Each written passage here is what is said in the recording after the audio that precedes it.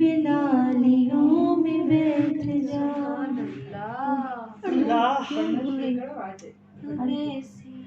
میں بیٹھ جا بلالیوں میں بیٹھ جا طلب ہے کچھ تو بے طلب سوالیوں میں بیٹھ جا السلام علیکم سیدی یا رسول اللہ الصلاۃ والسلام علیکم یا سیدی یا رسول اللہ الصلاۃ والسلام یا السلام علیکم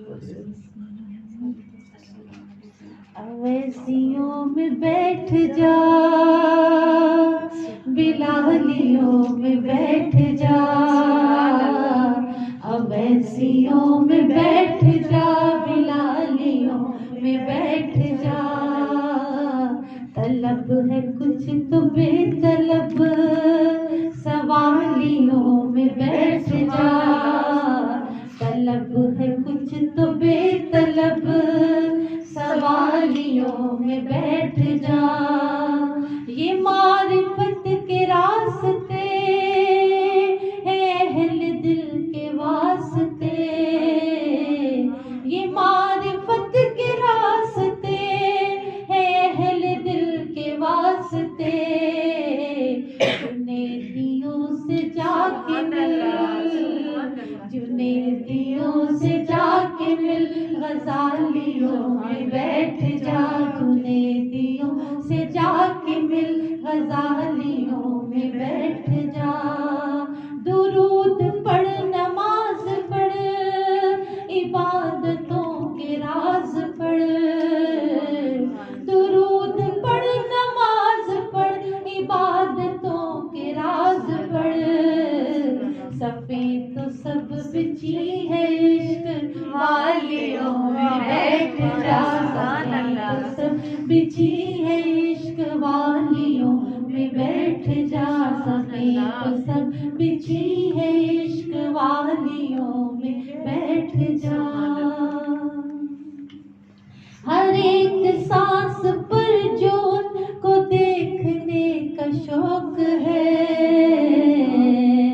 ہر ایک سانس پر جو ان کو دیکھنے کا شوق ہے تو آنکھ بن کے ان کے در کی جالیوں میں بیٹھ جا تو آنکھ بن کے ان کے در کی جالیوں میں بیٹھ جا اگر ہے خلوت عزیز اگر ہے خلوت عزیز تو ہجوم میں نکل اگر سکون چاہیے اگر سکون چاہیے دھمالیوں میں بیٹھ جا اگر سکون چاہیے دھمالیوں میں بیٹھ جا جو چاہتا ہے گلستان مصطفیٰ کی نوکری جو چاہتا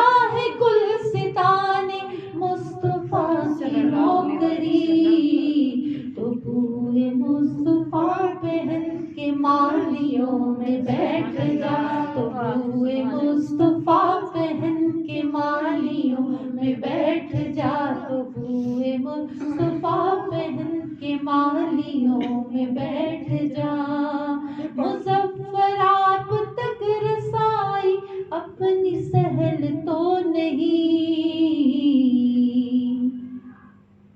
مظفر آپ تک رسائی اتنی سہل تو نہیں توجہ چاہیے تو یرغمالیوں میں بیٹھ جا توجہ چاہیے تو یرغمالیوں میں بیٹھ جا آواز اویسیوں میں بیٹھ جا بلالیوں میں بیٹھ جا طلب ہے کچھ تو بے طلب طلب ہے کچھ تو بے طلب سوالیوں میں بیٹھ جا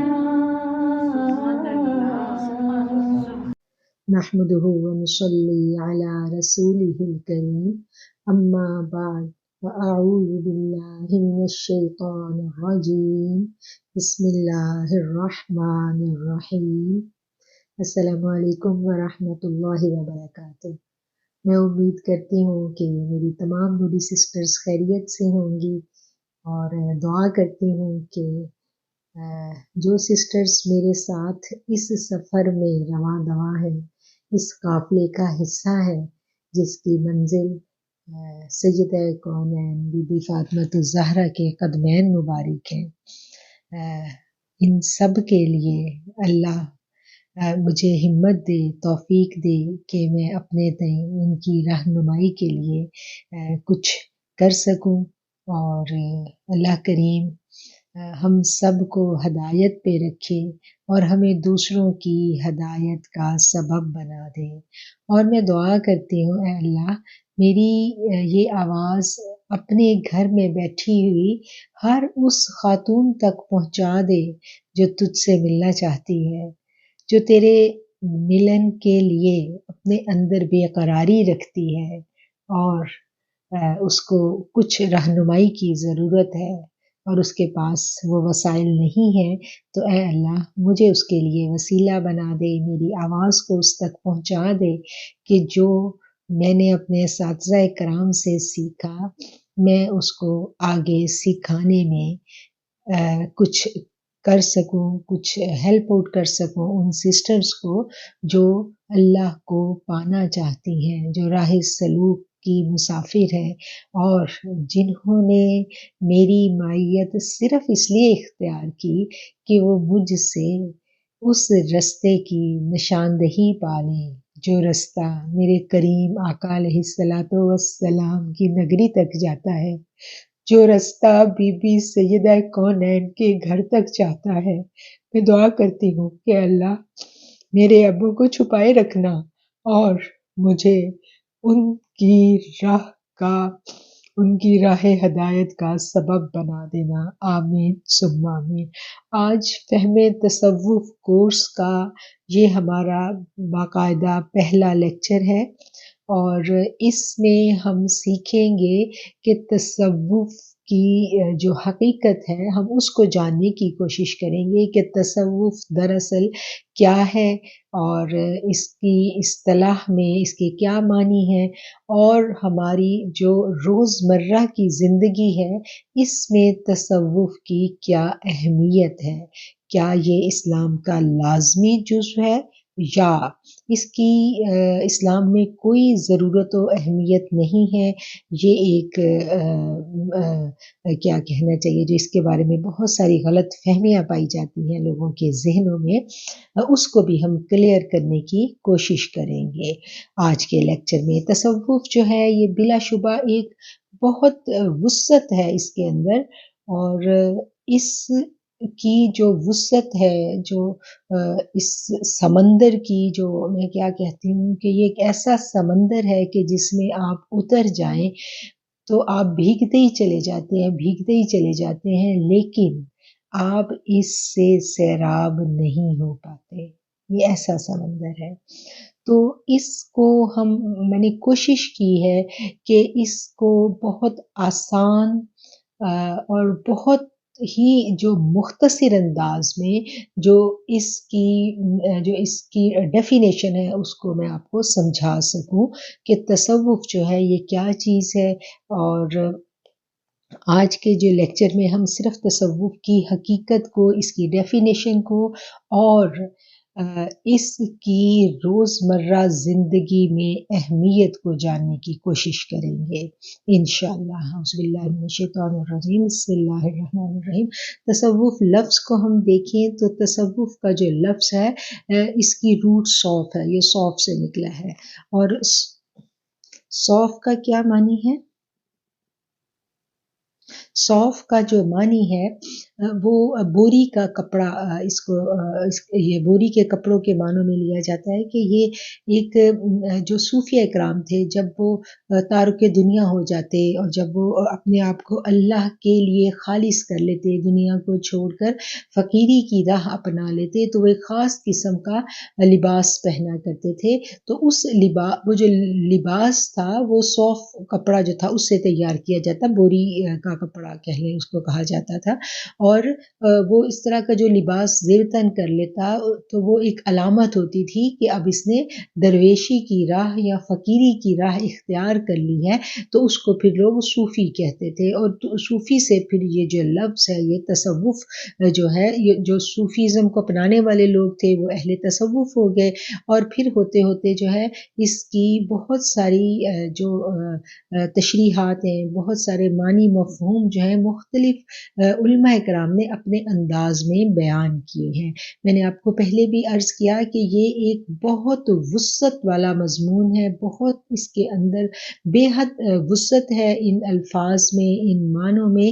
تو میں اللہ کریم سے دعا کروں گی کہ اللہ مجھے وہ الفاظ عطا فرما دے، مجھے وہ فہم عطا فرما دے کہ میں اپنی بات کو مختصر اور آسان انداز میں آپ کو سمجھانے میں کامیاب ہو سکوں۔ آمین ثم آمین۔ تو تصوف کیا ہے کہ یہ صوفیہ کرام نے جو طریقہ اپنایا اور پھر جو وہ تربیت کیا کرتے تھے لوگوں کی، اس جو اسکول آف تھاٹ کے جو لوگ تھے ان کو صوفی کہا جاتا تھا، ادھر سے صوفیزم لفظ نکلا اور ادھر سے تصوف کی اصطلاح نکلتی ہے۔ تو کیا اب سوال یہ ہے کہ کیا راہ سلوک کو اختیار کیے بنا ہم اللہ کی قربت کی منازل طے کر سکتے ہیں؟ تصوف کی حقیقت اور اہمیت کو جان کر ہم اپنی زندگی میں ایسے کیا اقدامات کریں کہ ہم ایمان کی حلاوت کو، دین اسلام کی حقیقی روح کو پا سکیں؟ اور تیسرا سوال جو ہے وہ یہ ہے کہ کیا تصوف کوئی دین میں ایجاد کردہ نئی اصطلاح ہے؟ ہمیں قرآن و حدیث میں اس کا کہیں کوئی ثبوت ملتا ہے؟ جی، تصوف دراصل علوم شریعہ کی روح کو پا لینے کا نام ہے۔ ہر چیز کا ایک ظاہر ہوتا ہے نا اور ایک باطن ہوتا ہے، تو تصوف کیا ہے؟ تصوف علوم شریعہ کی روح کو پا لینے کا نام ہے۔ بنیادی ظاہری شرعی علوم کو حاصل کرنا ہر مسلمان پر فرض ہے، اور عوام الناس کے لیے بھی یہی ضروری ہے کہ وہ اپنے تئیں دین پر عمل پیرا ہوں، اور ان کے لیے یہی کافی بھی ہے۔ اسلام کہتا ہے کہ وہ لوگ جنہوں نے قول کو سنا اور اس پر احسن عمل کیا۔ تو یہ احسن عمل کیا ہے؟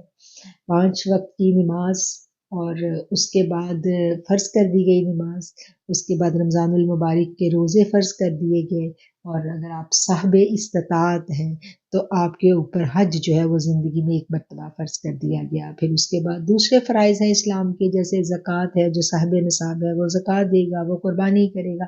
تو یہ کچھ فرائض ہیں اسلام کے۔ اچھا، اس کے بعد کچھ یہ تو فرض آ گئی نا باتیں جو فرض لازم کرنی ہے۔ اب کچھ فرض کفایہ ہوتے ہیں۔ فرض کفایہ میں کیا ہے کہ وہ فرض عین تھا جو لازم ہے کرنا، اس کو ہم اصطلاح میں کہتے ہیں فرض عین، اور دوسرا کیا ہے؟ فرض کفایہ۔ فرض کفایہ کیا ہوتا ہے کہ ایک مسلمانوں کی کمیونٹی میں سے چند لوگ وہ کام کر لیں، وہ عمل کر لیں، تو باقی بستی والے اگر نہیں بھی کرتے تو ان پر کوئی گناہ نہیں ہے، وہ ادا ہو گیا فرض۔ ٹھیک ہے، تو اس فرض کو ہم کیا کہتے ہیں؟ اس کو ہم فرض کفایہ کہتے ہیں، لیکن اس کمیونٹی میں سے چند لوگوں کا ادا کرنا ضروری ہوتا ہے، لازم ہوتا ہے۔ اگر وہ نہیں کریں گے تو پھر پوری کی پوری بستی جو ہے، پوری کی پوری کمیونٹی گناہ گار ہوگی۔ تو اس میں فرض کفایہ کے بارے میں بھی ہم لوگ جانتے ہیں کہ اس میں کون کون سی چیزیں آتی ہیں، مثلا نماز جنازہ اور اعتکاف وغیرہ۔ ٹھیک ہے، تو اس کی بھی ایک لسٹ ہے جو ہمیں ملتی ہے۔ تو اب ہم دیکھتے ہیں کہ یہ جو راہ سلوک ہے، جو تصوف ہے، یہ کیا ہے؟ کیا یہ فرض عین ہے یا یہ فرض کفایہ ہے؟ ٹھیک ہے، تو تصوف جو ہے یہ دراصل فرض کفایہ ہے۔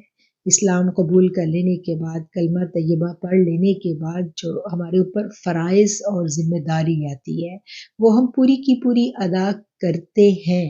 ٹھیک ہے، تو ہم ایک اچھے مسلمان ہیں، ہم ایک کیا کہنا چاہیے، دائرہ اسلام میں ہم داخل ہو گئے۔ جب ہم دائرہ اسلام میں داخل ہو گئے تو اب ہمارے اوپر کیا ہے؟ اب ہمارے اوپر یہ تمام باتیں لازم ہیں، ہم نے یہ سب کچھ کرنا ہے۔ جب ہم نے یہ سب کچھ کر لیا تو ہم جنت کے حقدار انشاءاللہ ٹھہریں گے۔ ٹھیک ہے، ہم ایک اچھے مسلمان ہیں، اور ہم مومن ہیں الحمدللہ، ہم یہ سب کچھ کر رہے ہیں، نیک نیتی سے اپنے تمام فرائض ادا کر رہے ہیں، 5 وقت نماز، اور کسی کے ساتھ ہم برا نہیں کر رہے، اپنی کمیونٹی میں ہم بہت اچھا پازیٹیو رول کر رہے ہیں، اور جن بنیادی باتوں سے اسلام نے ہمیں منع کیا ہم رک گئے، جو ہمیں کہا گیا ہم نے وہ کر دیا۔ تو اب کیا ہے کہ ہم ایک اچھے مسلمان ہیں، اور ہمارے لیے انعام جو ہے اللہ تعالیٰ نے جنت کو رکھا ہے۔ اب ایک وہ لوگ ہیں جن کے بارے میں اللہ تعالیٰ کہتا ہے نا، اب دیکھیں پہلے کلمہ پڑھ کے ہم نے کیا کیا، ہم مسلمان ہوئے، مسلمان ہونے کے بعد ہم نے کیا کیا، ہم نے تمام فرائض کو اپنایا، اور ہم نے پاسداری کی اپنے قوانین کی، تو اب ہم مومن ہو گئے، ہمارا دل بھی پاک صاف ہے، ہم 5 وقت نماز پڑھے اور اپنے فرائض ادا کریں، اب ہم مومن کی صف میں آ گئے۔ پھر اللہ کریم قرآن میں فرماتے ہیں اللہ ولی الذین آمنوا، اللہ تعالیٰ چن لیتے ہیں اپنے دوست، کن میں سے، ایمان والوں میں سے۔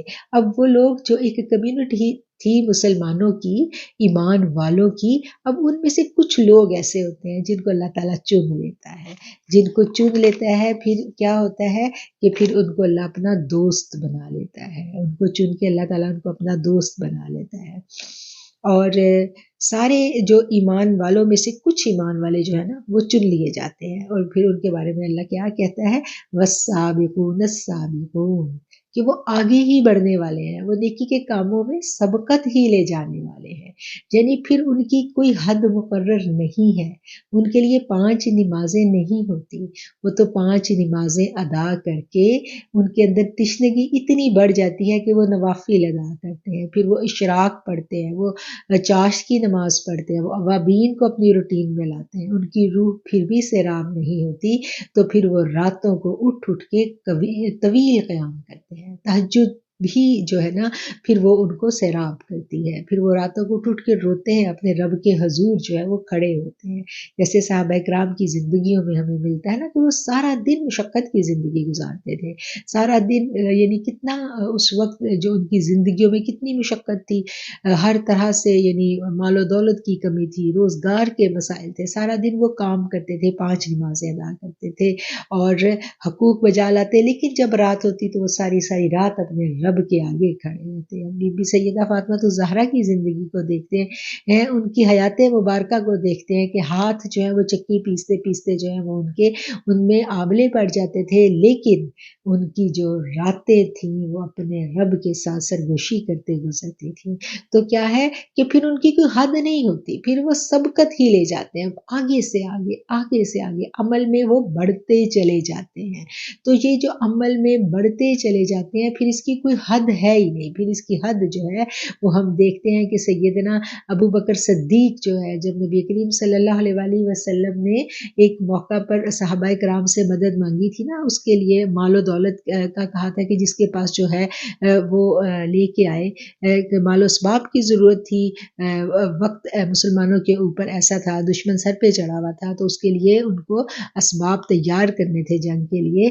جب یہ اعلان ہوتا ہے تو جس کے پاس جو تھا حسب توفیق وہ لے آیا، اب اس میں کوئی حد نہیں تھی، کسی کے پاس کچھ بھی نہیں تھا، تو اس نے سارا دن اس صحابی نے مزدوری کی، اور مزدوری کرنے کے بعد جو چند کھجوریں اس کو ملی وہ وہی لے آئے، ٹھیک ہے۔ اب بہترین مثالیں، ایک صحابی ہیں حضرت سیدنا عمر فاروق، وہ اپنے گھر کا آدھا سامان لے آئے، اور جن کے پاس مال تھا انہوں نے بے تحاشا مال دیا، لیکن ہم صدیق اکبر کو دیکھتے ہیں، سیدنا جو صدیق اکبر جو ہیں وہ نبی کریم صلی اللہ علیہ وسلم کی خدمت میں اپنے گھر کا سارا سامان لے آتے ہیں۔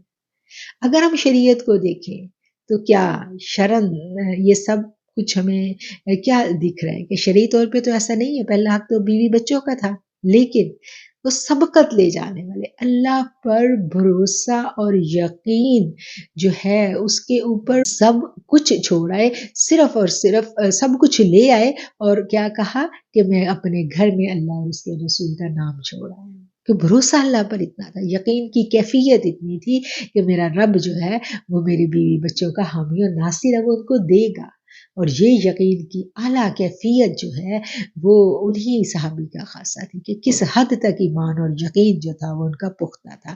تو مطلب بات جو میں سمجھانا چاہ رہی ہوں وہ یہ ہے کہ ان لوگوں کی پھر حدیں نہیں ہوتی، والسابقون السابقون، یہ تو بڑھتے ہی چلے جاتے ہیں، بڑھتے ہی چلے جاتے ہیں، بڑھتے ہی چلے جاتے ہیں اپنی رب کی رضا کو پانے کے لیے، رسول اللہ صلی اللہ علیہ وسلم کے قرب کی جو وہ منازل ہیں اس کو طے کرنے کے لیے پھر یہ کسی قسم کی قربانی سے دریغ نہیں کرتے، یہ وہ لوگ ہوتے ہیں۔ تو کیا ہے کہ اسی طرح رمضان المبارک کے روزوں کو ہم دیکھتے ہیں کہ رمضان المبارک کے 30 روزے یا 29 روزے جو ہیں وہ فرض ہیں، اس کے علاوہ سال میں اور کوئی روزہ فرض نہیں ہے، لیکن جو آگے بڑھنے والے ہیں وہ کیا کرتے ہیں، وہ جب ان کو وہ اس روزے کی لذت کو، اس میں جو رب کا قرب ہے ان کو ملتا، وہ جب اس کو پا لیتے ہیں تو پھر وہ آگے بڑھتے ہیں۔ وہ پھر پیر اور جمعرات کا روزہ ہم دیکھتے ہیں کہ کس طرح رسول اللہ صلی اللہ علیہ وسلم رکھا کرتے تھے، اور آج بھی جن لوگوں کو اتفاق ہوا ہوگا مسجد نبوی شریف میں، حرمین شریف میں، آج بھی وہاں پر افطاری کا اہتمام ہوتا ہے، اور لوگ سخت گرمی ہے، سخت سردی ہے، مسافر ہیں، انہوں نے پیر جمعرات کا روزہ رکھنا ہے۔ پھر اس کے بعد ایام ابیض کے روزے لوگ رکھتے ہیں، پھر اور کچھ نہیں تو منت کے روزے، شکرانے کے روزے، اور پھر جو اس راہ میں آگے بڑھ جاتے ہیں تو وہ تو اکثر ہی روزے کی حالت میں ہوتے ہیں۔ تو مطلب یہ آگے بڑھنے والے جو لوگ ہیں ان کے سفر جو ہے وہ جاری و ساری رہتا ہے، اور وہ اس میں آگے سے آگے، آگے سے آگے ان کی منازل جو ہیں وہ چلتی رہتی ہیں۔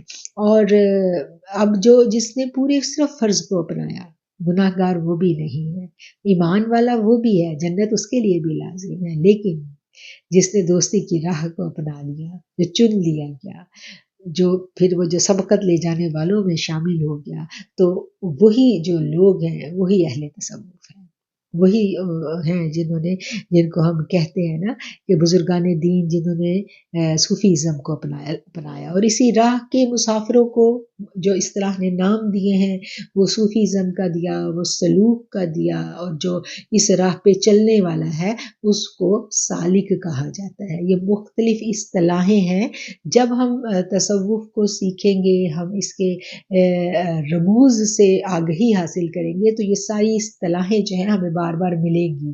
اس لیے آج میں ابتدائی طور پر ان اصطلاحوں کو بھی آپ سے گوش گزار کر دوں کہ سالک کیا ہوتا ہے۔ سالک کیا ہوتا ہے؟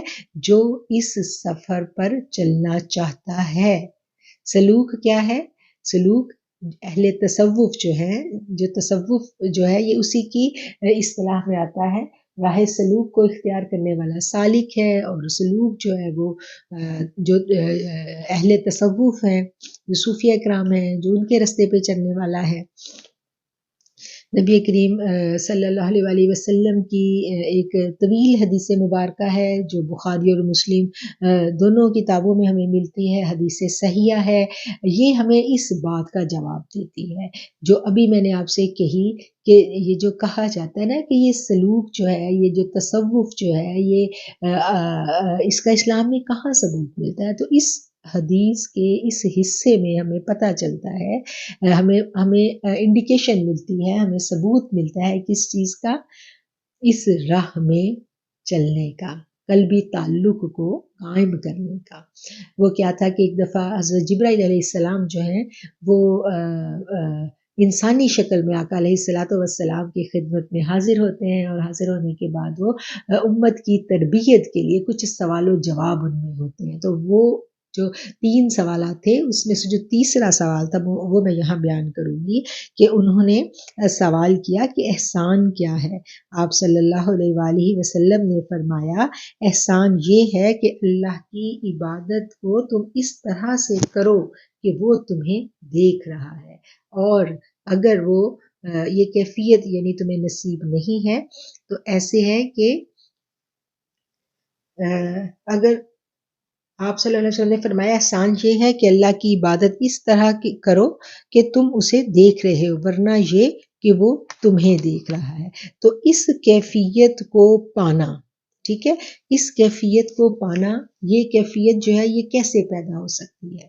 اس کیفیت کو پانا ہی دراصل سلوک ہے کہ ہمیں اللہ کے حضور وہ روبرو وہ حضوری کی کیفیت نصیب ہو جائے. جب وہ کیفیت نصیب ہو جاتی ہے تو پھر کیا ہے کہ پھر ہمیں اللہ کے جو جس کو کہتے ہیں نا عین الیقین وہ نصیب ہو جاتا ہے. وہی عین الیقین جو سیدنا ابوبکر صدیق کو تھا کہ رازق میرا اللہ ہے، رازق اللہ ہے. تو انہوں نے کیا کیا کہ پورے گھر کا سامان لیا. ان کو پتا تھا کہ جتنا مجھے اپنے بیوی بچوں کا فکر ہے اس سے زیادہ میرے رب کو ان کی رزق کی فکر ہے. ٹھیک ہے نا. تو یہ یقین کی اعلیٰ ترین کیفیت ہے کہ اللہ کو اپنے روبرو دیکھنا. اللہ کیا نبی کریم صلی اللہ علیہ وسلم اس حدیث میں کیا تعلیم فرما رہے ہیں کہ وہ کیفیت نصیب ہو جائے کہ تم اللہ کو دیکھ رہے ہو. تو یہ کیفیت کیسے نصیب ہوگی؟ یہ کیفیت جو ہے نا اس کو صرف جو علماء کرام فرماتے ہیں کہ یہ 2 طریقے ہیں روبرو حاضری کے. 2 طریقوں سے ہی انسانی نفسیات بھی یہی کہتی ہے نا. دیکھیں انسانی نفسیات میں بھی یہ ہے کہ کیا طریقہ ہے کہ کسی چیز کو ہم اس میں اتنے انوالو ہو جائیں وہ کہ ایک لمحہ مجھے بھولے نا. تو اس کے 2 ہی طریقے ہیں. یا تو ہم اس کے خوف میں اس قدر یعنی کانشیس ہو جائے کسی چیز کا، ہمیں اس قدر خوف ہو کہ ہمیں یہ لگے کہ ایک لمحہ بھی میں اس سے غافل ہو گیا تو یہ مجھے کچھ ہو جائے گا، کوئی نقصان پہنچنے کا مجھے اندیشہ ہے. تو پھر انسان جو ہے نا وہ بہت زیادہ اس کے بارے میں کانشیس ہو جاتا ہے کہ کہیں ایسا نہ ہو کہ میں ایک لمحہ بھی غافل ہو گیا تو مجھے کوئی نقصان نہ پہنچ جائے. وہ چوکنا ہو جاتا ہے. اور دوسرا طریقہ محبت کا طریقہ ہے. جب آپ کسی جگہ انوالو ہو جاتے ہیں، کسی سے آپ کو محبت ہو جاتی ہے تو محبت کیا کرتی ہے کہ محبت ہمارے تمام جو حواس ہیں اس کے اوپر غلبہ حاصل کر لیتی ہے. اور وہ جو غلبہ ہے اس غلبے میں پھر یہ ہوتا ہے کہ ہمیں ہر طرف اپنے محبوب کی صورت نظر آتی ہے. ہمیں ہر جگہ اپنا وہ محبوب جو ہے وہ نظر آتا ہے، ہمیں اس کی پریزنس فیل ہوتی ہے. ٹھیک ہے. تو آپ کا جو ذہن ہے وہ اس کیفیت سے چھٹکارا نہیں پا سکتا، ممکن نہیں ہوتا. کیوں؟ کیونکہ آپ اس میں اس قدر انوالو ہو جاتے ہیں اور آپ کو اس کی کوئی برائی نظر نہیں آتی. آپ کو اگر ایسے لوگوں سے واسطہ پڑا ہو کہ جو کسی جگہ محبت میں انوالو ہو گئے تو وہ پھر ان کا کیا حشر ہوتا ہے، پھر وہ نہ نفع دیکھتے ہیں نہ نقصان دیکھتے ہیں، پھر وہ کچھ بھی نہیں دیکھتے، پھر وہ تن من دھن سب وار دیتے ہیں اور سب وارنے کو ہر وقت تیار ہوتے ہیں اور وہ اس محبوب کی محبت میں اپنی زندگیوں کو بھی تباہ کر دیتے ہیں. جس کو عقل ہی نہیں مانتی ایسے ایسی راہیں اختیار کر لیتے ہیں. یہ تو مجازی محبوب کی بات کر رہے ہیں نا. اس مجازی محبوب کے پیچھے ہم دیکھتے ہیں لوگ اپنی جانوں کی پرواہ نہیں کرتے، خودکشیاں کرتے ہیں، کیا کیا کچھ نہیں کرتے. ٹھیک ہے. تو یعنی یہ محبت ایسا جذبہ ہے کہ جب یہ جذبہ ہمیں نصیب ہو جاتا ہے تو پھر ہم اس کیفیت میں پہنچ جاتے ہیں کہ محبوب سے دوری یا قربت معنی نہیں رکھتی. پھر ہر لمحہ محبوب جو ہے وہ روبرو ہوتا ہے. ٹھیک ہے. ہماری آنکھیں کھلی ہیں یا ہماری آنکھیں بند ہیں، ہمارے ذہن کا ایک حصہ جو ہے وہ ہر لمحہ اپنے محبوب سے جڑا ہوا ہوتا ہے. تو یہ وہ کیفیت ہوتی ہے جب یہ حقیقی طور پر نصیب ہو جائے. جب نبی کریم صلی اللہ علیہ وآلہ وسلم سے صحابہ کو محبت تھی نا تو ہم دیکھتے ہیں کہ ان کی زندگیاں بدل گئی تھی. تو 1400 برس گزرنے کے باوجود یہ محبت آج بھی منوان اسی طرح آپ علیہ الصلوۃ والسلام کے امتیوں میں موجود ہے. آج بھی ہمارے ارد گرد ایسے لوگ موجود ہیں جو ایک لمحہ بھی غافل نہیں ہوتے، جن کا یہ بلیو ہے. وہ کہا ہے نا جو دم غافل وہ دم کافر کہا گیا نا.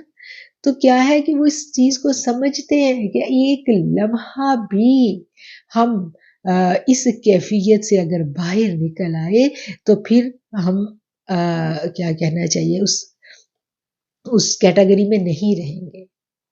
تو یہ محبت جب نصیب ہو جاتی ہے کسی کو تو پھر وہ تر جاتا ہے، پھر اس کو دنیا کی پرواہ نہیں رہتی، پھر وہ تو چل پڑا اس رستے پہ. لیکن اس کیفیت کو حاصل کیسے کیا جائے؟ اب ہمیں پتا چلا کہ جن کو یہ مل گئی محبت وہ تو اللہ کے محبوب بن گئے، ٹھیک ہے نا. تو وہ جو اللہ کا محبوب بن گیا وہ تو تر گیا. ہم دیکھتے ہیں کہ نبی کریم صلی اللہ علیہ وسلم جب مدینہ شریف میں آتے ہیں تو آپ نے وہاں پر یہودی لوگ بہت زیادہ تھے. اسلام جب یہودیوں تک پہنچتا ہے تو یہودیوں نے کہا کہ یہودی بہت دعوے دار تھے نا کہ ہم اللہ کی بڑی لاڈلی قوم ہیں اور اللہ ہم سے بڑی محبت کرتا ہے اور ہم اللہ سے بڑی محبت کرتے ہیں. جب ان کا یہ دعویٰ جو ہے انہوں نے یہ دعویٰ کیا اور انہوں نے کہنا شروع کیا کہ ہم تو اللہ کی بڑی لاڈلی قوم ہے اور ہم اللہ سے بہت محبت کرتے ہیں، تو اللہ نے قرآن میں کیا اتارا؟ اللہ نے قرآن میں کہا کہ اگر تم مجھ سے محبت کرتے ہو تو پھر تم اتباع کرو میرے رسول کی، فاتبعونی، ٹھیک ہے نا. تو تم اس کی اتباع کرو تو پھر کیا ہے کہ پھر میں تم سے محبت کروں گا. تو یہ آیات اتری تھی نا. تو کیا کہا گیا کہ اگر میرے سے محبت کے دعوے دار ہو تو پھر تم میرے محبوب سے محبت کرو، اور جب تم اس سے محبت کرو گے تو پھر اللہ کہتا ہے کہ پھر میں تم سے محبت کرنے لگ جاؤں گا. تو کیا ہے کہ یہ جو محبت ہے نا یہ بہت اہمیت کی حامل ہے.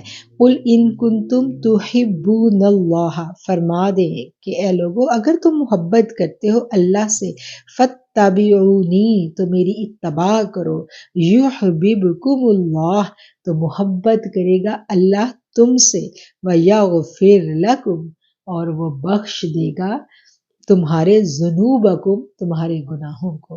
واللہ غفور الرحیم، اور اللہ غفور ہے اور رحیم ہے. تو ہمیں کیا پتہ چلا کہ ہم اگر اللہ سے محبت کا دعویٰ کرتے ہیں، اللہ سے ہم محبت کے دعوے دار ہیں اور ہم یہ کہتے ہیں کہ ہم اللہ سے محبت کرتے ہیں، تو پھر اس کے لیے ہمیں کیا حکم ہے؟ اتباع کا حکم ہے. اور آپ کو پتہ ہے کہ جب یہ آیات آئی تھی تو پھر کیا ہے، تو پھر یہودیوں کے لیے بہت یعنی یہ آیتیں ان کو بڑی تکلیف دی تھی ان آیتوں نے. کیوں؟ کیونکہ ان کے اندر اتباع نہیں تھا، وہ اتباع نہیں کرنا چاہتے تھے، کیونکہ اتباع جو ہے یہ نفس پر بہت بھاری گزرتا ہے. اور نفس پر جب اتباع بھاری گزرتا ہے تو نفس کیا کہتا ہے؟ نفس اپنے آپ کو کسی کی غلامی میں دینا نہیں چاہتا. نفس یہ کہتا ہے کہ تم بڑے ہو، تم سب سے بڑے ہو، تمہیں سب کچھ پتہ ہے. لیکن اسلام کا کیا مزاج ہے؟ اسلام نے کیا کہا کہ اپنے نفس کو اتباع میں دے دو رسول اللہ صلی اللہ علیہ وآلہ وسلم کی. اور یہ اتباع جو ہے یہ محبت کے بغیر ممکن نہیں ہے. صحابہ کرام نے شریعت کو نہیں دیکھا تھا. صحابہ کرام کی جب ہم زندگیوں کو دیکھتے ہیں تو وہاں وہ تو محبت میں اتنے شدید تھے، آقا علیہ الصلوۃ والسلام کی محبت میں اتنے شدید تھے کہ وہ مثالیں جو ہیں جب ہم ان کو پڑھتے ہیں، ان کو ہم دیکھتے ہیں تو ہماری عقل حیران رہ جاتی ہے، ہماری کیا دنیا حیران رہ گئی تھی. وہ آئے تھے نا، کافروں نے اپنا ایک نمائندہ بھیجا تھا جاسوسی کے لیے، تو اس نے جا کے کیا کہا تھا اپنے بادشاہ کو؟ اس نے کہا کہ تم ان سے نہیں لڑ سکتے، وہ تو اپنے پیغمبر سے اتنی محبت کرتے ہیں، اتنے اس محبت میں شدید ہیں. اور یہ محبت ایسا جذبہ ہے جو آپ کو بہادر کر دیتی ہے. ایک لڑکی جب ماں بنتی ہے نا تو اس کا چھوٹا سا دل ہوتا ہے، وہ تو ایک کاکروچ دیکھ کے ڈر جاتی ہے، اپنی ماں کے پاس آ جاتی ہے. لیکن جب وہ خود ماں بنتی ہے تو اس کے بچے کو کچھ ہو جائے تو وہ بالکل شیر کی طرح دھاڑتی ہے، وہ کتنی بہادر ہو جاتی ہے، ٹھیک ہے نا. تو یہ محبت ہوتی ہے، اس نازک سی لڑکی کو اتنا بہادر کر دیتی ہے کہ وہ اپنے بچے کے لیے دنیا سے ٹکرانے کو تیار ہوتی ہے. تو یہ محبت ہی وہ جذبہ تھا کہ جب صحابہ کرام کو آقا علیہ الصلوۃ والسلام سے یہ محبت ہوئی تو وہ پوری دنیا سے ٹکرا گئے. تو یہ محبت ہے جو آپ کے عمل میں ایسی تبدیلی لے آتی ہے کہ آپ پورے کے پورے بدل جاتے ہو.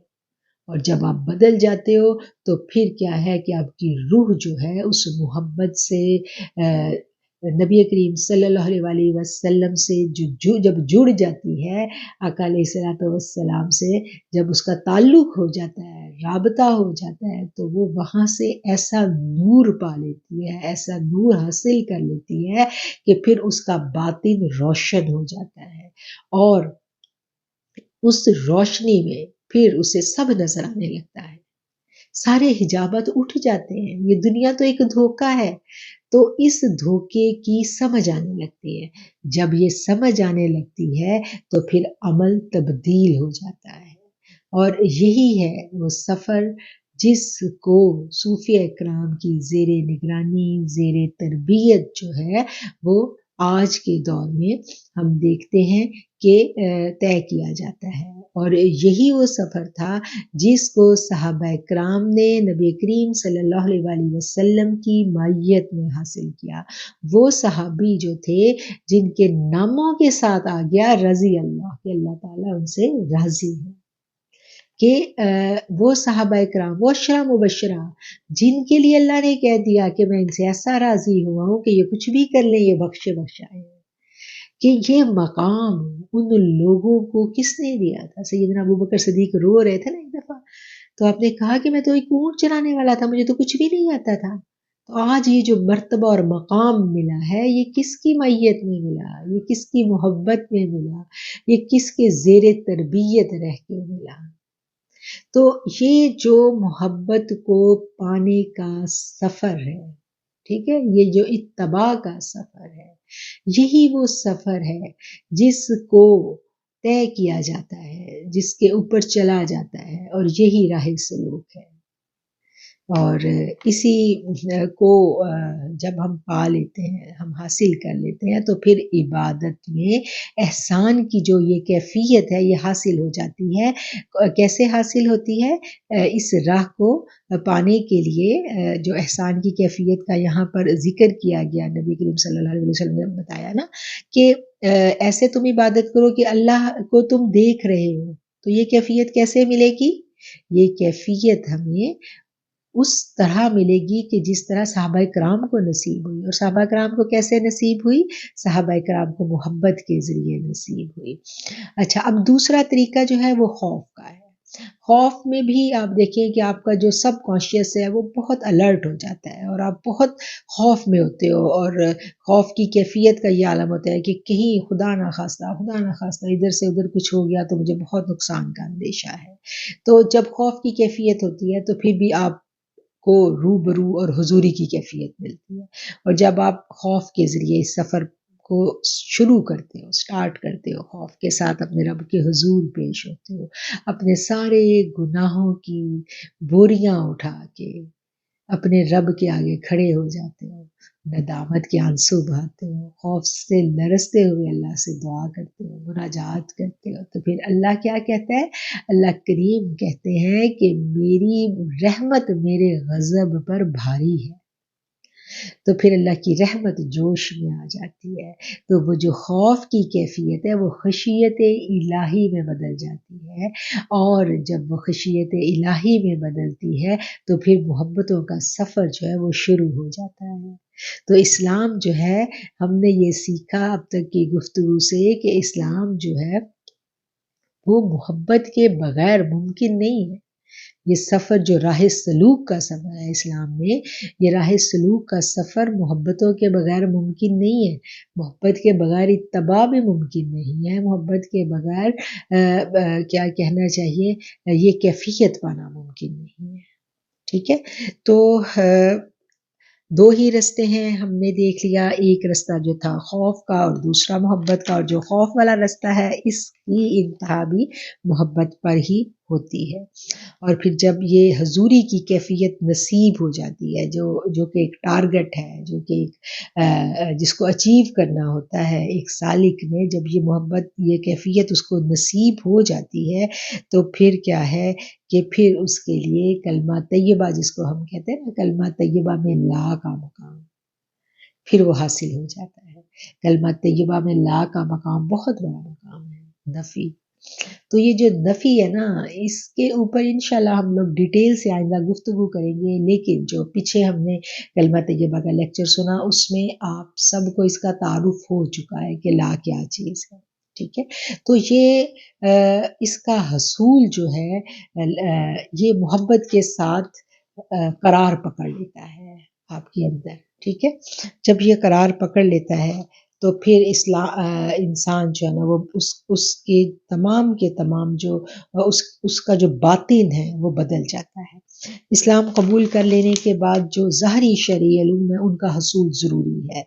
اور یہ کہاں سے حاصل کرنے ہیں؟ یہ ماہر علوم شریعہ کی زیر نگرانی ہم حاصل کرتے ہیں.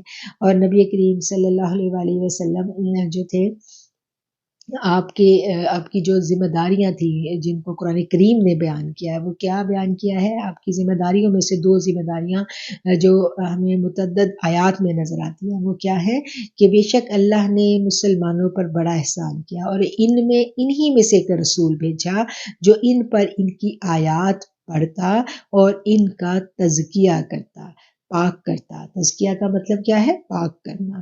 اور انہیں کتاب حکمت کی تعلیم دیتا تھا. اب اسی مضمون کو قرآن میں چند اور مقامات پر بھی اسی انداز میں بیان کیا گیا ہے. اس سے ہمیں کیا پتہ چلا کہ رسول اللہ صلی اللہ علیہ وآلہ وسلم کے 2 کام جو ہیں وہ ہمیں اس آیت سے پتہ چل رہے ہیں کہ ایک تو کتاب حکمت کی تعلیم دینا اور دوسری جو ہے انہیں پاک کرنا، ان کا تزکیہ نفس کرنا. تو یہاں پر جو لفظ آیا ہے تزکیہ، یہ کیا ہے؟ رسول اللہ کی ذات مبارکہ میں رسول اللہ صلی اللہ علیہ وآلہ وسلم کی ذات مبارکہ جو تھی نا وہ اس میں بہت زبردست اللہ کریم نے ایک اٹریکشن رکھی تھی. آپ کا جو اورا تھا وہ اتنا اسٹرانگ تھا، اتنا پازیٹیو اورا تھا کہ آپ کی جو ذات مبارکہ ہے اس کی جو پریزنس ہے یہ قیامت تک رہتی دنیا تک موجود ہے. یہ نہیں ہے کہ یہ صرف اس دور کے لیے تھی. اگر یہ صرف اس دور کے لیے تھی تو پھر یہ حکم قرآن میں نہ آتا. قرآن رہتی دنیا تک ہے. جب تک ایک بھی مسلمان زندہ ہے اس کے پاس قرآن تو موجود ہے نا. تو قرآن جب تک قرآن ہے تب تک صاحب قرآن ہے. سمجھ آئی ہے بات کی؟ تصوف کیا ہے؟ تصوف قرآن کو اور صاحب قرآن کو اپنا لینے کا نام ہے. صرف اور صرف اگر خالی قرآن جو ہے یہ کافی ہوتا تو پھر اس آیت میں یہ الفاظ نہ ہوتے کہ وہ ان کو کتاب و حکمت کی تعلیم دیتے ہیں اور ان کا تزکیہ کرتے ہیں. ٹھیک ہے. تو اگر وہ تزکیہ کرتے ہیں تو کیا وہ صرف صحابہ کرام کے دور تک تھا؟ کیا جو آپ کی محفل میں موجود تھے تو ان کے امتی تو ہم بھی ہیں. رہتی دنیا تک آپ علیہ الصلوۃ والسلام کے امتی ہیں نا. تو پھر آج ہمارا تزکیہ کون کرے گا؟ اور جب تزکیہ نہیں ہوگا تو قرآن جو ہے ہم تقویٰ کی منزل کو نہیں پا سکیں گے. اور جب تقویٰ کی منزل کو ہم نہیں پا سکیں گے تو ہم قرآن سے ہدایت کیسے لیں گے؟ قرآن نے تو اپنی ابتدا میں کہہ دیا اپنے پڑھنے والے کو کہ ذالک الکتاب لا ریب فیہ ھدی للمتقین. یہ تو ہدایت ہے تقویٰ والوں کے لیے. اور تقوی کی اس کیفیت کو اس معیار کو ہم تزکیے کے بغیر نہیں پہنچ سکتے. اور یہ تزکیہ کون کرتا ہے؟ یہ تزکیہ میرے آقا علیہ الصلوۃ والسلام کی ذات مبارکہ کرتی ہے. اور یہ آج بھی تزکیہ ہو رہا ہے. کیوں؟ اگر آج تزکیہ ممکن نہ ہوتا تو پھر یہ آیات نہ ہوتی. آپ علیہ الصلوۃ والسلام کی ذات مبارکہ اور آپ کا اورا جو ہے یہ پوری کائنات کو اپنے احاطے میں لیے ہوئے ہیں. نبی کریم صلی اللہ علیہ وآلہ وسلم پر جو درود پڑھنے کا ہمیں حکم آیا ہے وہ درود کیا ہے؟ وہ درود وہ رابطہ ہے جو دن میں 5 دفعہ تو لازم اس کو ہم نے رینیو کرنا ہے. اور اس کے علاوہ جتنا بھی ہم کثرت سے پڑھیں. کتنا زیادہ درود کو ایمفسائز کیا گیا اس کو زیادہ سے زیادہ پڑھنے کے لیے. ٹھیک ہے نا. تو جو تعلق رسول ہے اس کے بغیر تزکیہ ممکن نہیں ہے. اور اس تعلق رسول کو کیسے ہم نے استوار کرنا ہے اور کیسے ہم نے پختہ کرنا ہے اس کو ہم سیکھتے ہیں. اس کو ایک سالک سیکھتا ہے. ٹھیک ہے. اب کیا ہے کہ اب نماز کو کہا گیا. نماز کو کیا کہا گیا کہ نماز جب ہم نے کلمہ طیبہ پڑھ لیا تو ہمارے اوپر سب سے پہلا فرض کیا ہے؟ سب سے پہلے جو ہمارے اوپر فرض ہوئی وہ نماز ہوئی. تو نماز کو جب ہم نے پڑھا تھا، ہم نے سیکھا تھا نماز کو، تو نماز میں ہم نے سیکھا تھا کہ نماز جو ہے یہ مومن کی معراج ہے. تو نماز اگر مومن کی معراج ہے، ٹھیک ہے، نماز مومن کی معراج ہے، تو یہ معراج ہمیں کیسے نصیب ہوگی؟ یہ ہمیں کون سکھائے گا؟ نماز کو پڑھنا، اس کے الفاظ کی ادائیگی، یہ سب تو ہمیں اس نے سکھا دیا جو ہمارا استاد تھا، جو شرعی علوم کا استاد تھا. اور معراج اور قلبی تعلق کا جڑنا وہی سکھائے گا جس کا قلب اللہ کے ساتھ جڑا ہوگا، جس نے اپنے اساتذہ سے یہ چیز سیکھی ہوگی. یہ علوم سینہ بسینہ آگے جاتے ہیں، صحبت سے آگے جاتے ہیں اور قرب سے آگے جاتے ہیں. اور جس نے یہ سیکھا اس نے آگے سکھایا. ٹھیک ہے. جس طرح ظاہری دینی علوم جو ہیں ان کو لازم ہے سیکھنا ہمارے لیے، ان کو ہم نے سیکھ لیا، ان کے اساتذہ کرام موجود ہے، ان کا پورے کا پورا سلیبس موجود ہے، ان کا پورے کا پورا طریقہ کار موجود ہے.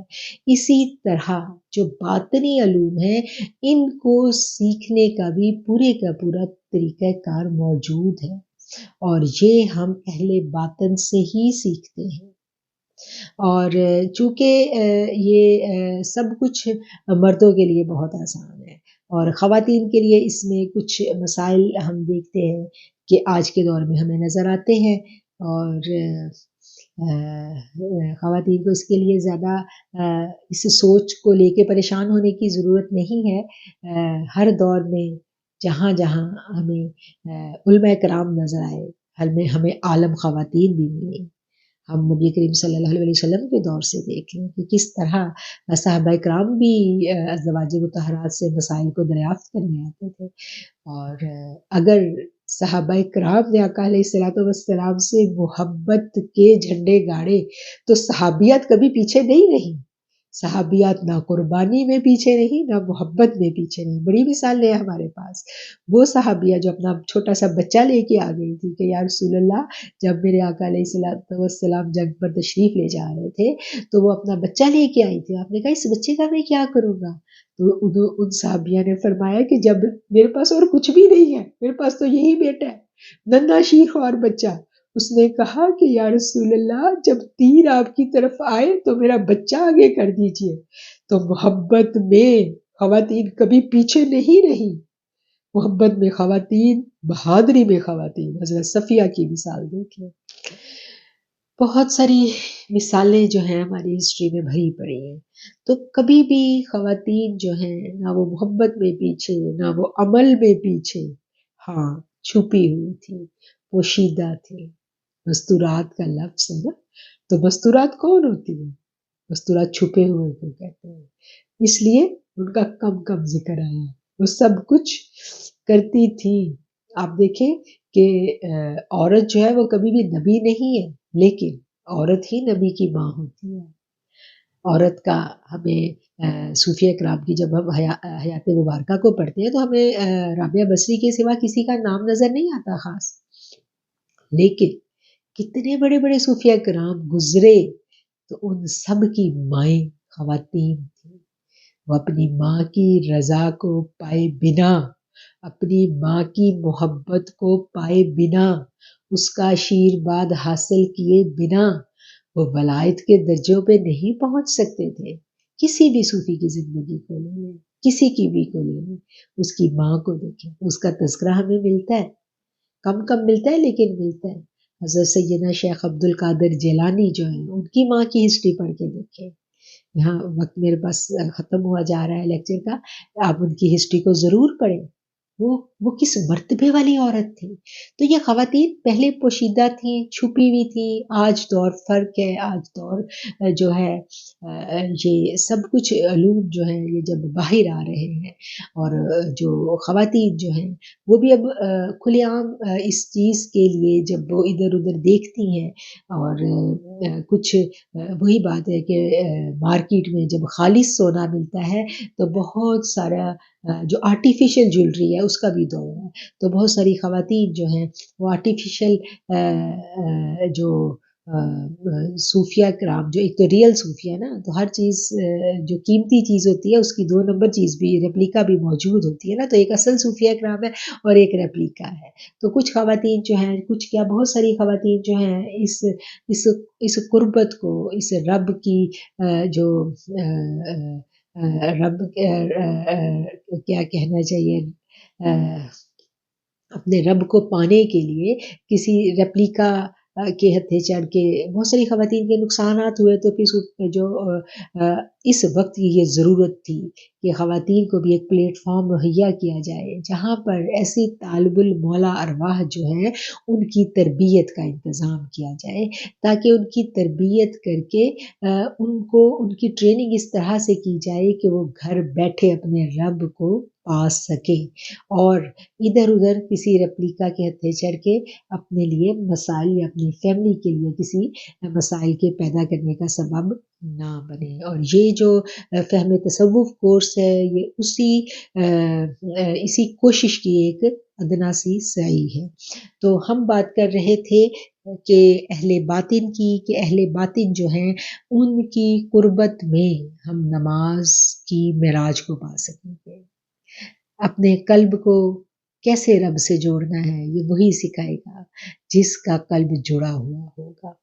تو اس کے لیے اب دیکھیں، اب اس چیز کو بھی ہم سمجھ لیں کہ نماز جو ہے اس کی جب تک ظاہری ادائیگی مکمل طور پر ہم شریعت کے تحت نہیں کریں گے، پہلی شرط کیا ہے؟ پہلی شرط ادائیگی ہے۔ جس نے نماز کو پورے یکسوئی کے ساتھ ادا کر لیا، ٹھیک ہے، بھلے اس کو نماز میں وہ کنسنٹریشن کو قائم نہیں رکھ سکا، اس کو وسوسے بھی آتے رہے، جیسے ہمیں ملتا ہے کہ صحابہ کرام نے نبی کریم صلی اللہ علیہ وسلم کی خدمت میں عرض کیا کہ میں نماز میں وسوسے آتے ہیں، تو آپ نے کیا کہا کہ یہ ایمان کی دلیل ہے، تم نماز کو اسی طرح پڑھتے رہو۔ تو کیا ہے کہ نماز ادا ہو جاتی ہے، نماز کو ہم پڑھتے ہیں، اگر معراج نصیب نہیں بھی ہوئی تو نماز ادا ہو گئی، کیوں؟ کیونکہ نماز فرض عین ہے، یہ لازم ہے، تو نماز کو تو ہم نے ادا کر لیا۔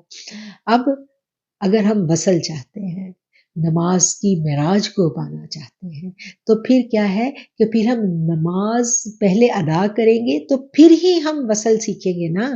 تو اس کی مثال کو جو بزرگان دین ہیں، جو ہمارے بزرگوں نے ہمیں جس مثال کے ذریعے سمجھایا، میں وہ مثال بیان کروں گی اور اس کے بعد جو ہے میں کوشش کروں گی کہ اپنے الفاظ کو سمیٹوں، اور چونکہ لیکچر کا ٹائم جو ہے وہ بھی ختم ہو رہا ہے، تو اس کی مثال کو اس طرح سے ہے کہ جیسے دودھ ہے اور دودھ کو ایک طرف دودھ پڑا ہوا ہے اور ایک طرف کیا ہے، ایک طرف دیسی گھی ہے۔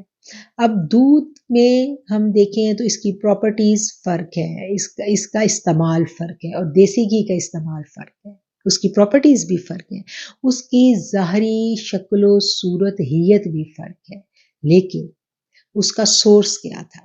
اگر دودھ نہ ہوتا تو کیا دیسی گھی تک ہم پہنچ سکتے تھے؟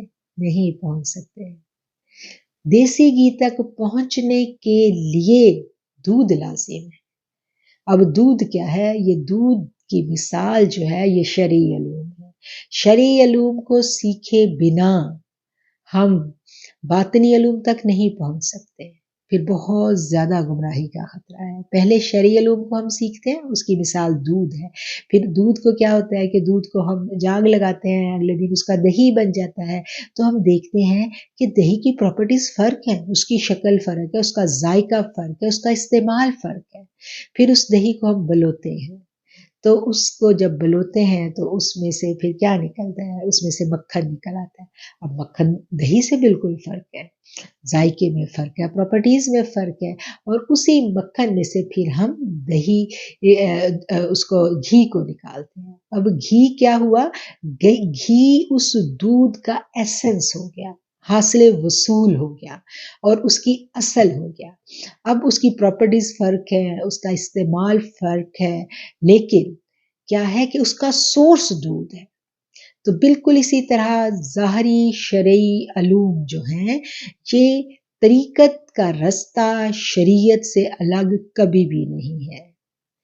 طریقت میں شریعت کی اہمیت وہی ہے، راہ سلوک میں، تصوف میں شریعت کی حیثیت وہی ہے جو دودھ کی حیثیت ہے.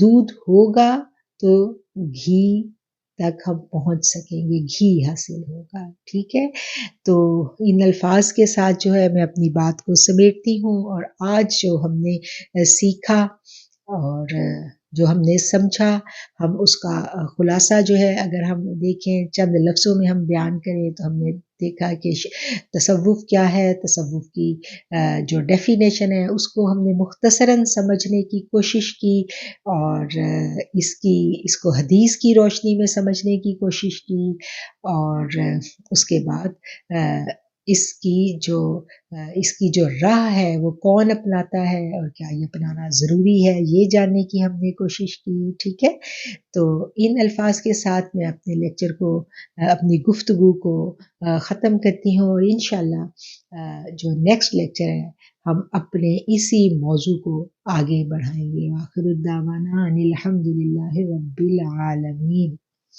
السلام علیکم ورحمۃ اللہ وبرکاتہ. اینڈ میں ایک مختصر سی دعا کروں گی آپ لوگوں کی، کہ کیا کہنا چاہیے، آپ لوگوں کی خواہش تھی کہ اینڈ میں دعا ضرور کریں. تو آئیں میرے ساتھ ہاتھ اٹھائیں. سبحان اللہ و بحمدہ عدد خلقہ و رضا نفسہ و زنۃ عرشہ و مداد کلماتہ. سبحان اللہ العظیم. الصلاۃ والسلام علیک یا سیدی یا سیدی یا سیدی یا رسول اللہ وسلم علیک یا حبیب اللہ. اللہم طہر قلبی من النفاق وعملی من الرعاء ولسانی من الکذب وعینی من الخیانت فإنک تعلم خائنۃ الأعین وما تخفی الصدور. سبحان ربک رب العزة عما تصفون وسلام علی المرسلین والحمد للہ رب العالمین والحمد للہ رب العالمین والحمد للہ رب العالمین. اے اللہ، تیرے دین کو سیکھنے کی یہ ادنا سی سعی اس کو قبول فرما، ہمارے ہر عمل کو ریا سے پاک کر لے. اے اللہ، ہم اپنی جانوں کو، اپنی نیتوں کو، اپنے اعمال کو تیری پناہ میں دیتے ہیں. میرے مالک، ہمیں اپنی پناہ میں لے لے، ہمیں ہدایت دے دے، ہمیں دوسروں کی ہدایت کا سبب بنا دے. اے اللہ، ہمیں اس راہ پر چلنا ہمارے لیے آسان کر دے. ہماری طلب کو ہر طرح کے دھوکے، فریب اور ریاکاری سے بچا کے اپنی خاص پناہ میں رکھنا. اے میرے مالک، ہمیں سیدہ فاطمہ الزہرا کی کنیزوں کی خدمت گاروں کے لشکر میں شامل کر لینا. اے اللہ، قیامت کے دن جب ہماری سیدہ کونین بی بی فاطمہ الزہرا سے ملاقات ہو میرے مالک، اپنے کریم آقا علیہ الصلاۃ والسلام سے ملاقات ہو میرے اللہ، تو اس دن، اس لمحے کی ندامت سے ہمیں بچا لینا. اے اللہ، ہمارے عیبوں کو دونوں جہانوں میں ڈھانپے رکھنا. اپنی ستاری کی چادر میں میرے مالک ہمارے عیبوں کو چھپا لینا. دونوں جہانوں میں میرے مولا، دونوں جہانوں میں ہمیں رسوائی سے بچانا. ہمیں ہدایت دینا، ہمیں حیا دینا، ہمیں دین اسلام کی صحیح روح کو سیکھنے اور سکھانے کا باعث بنا دینا. آمین ثم آمین.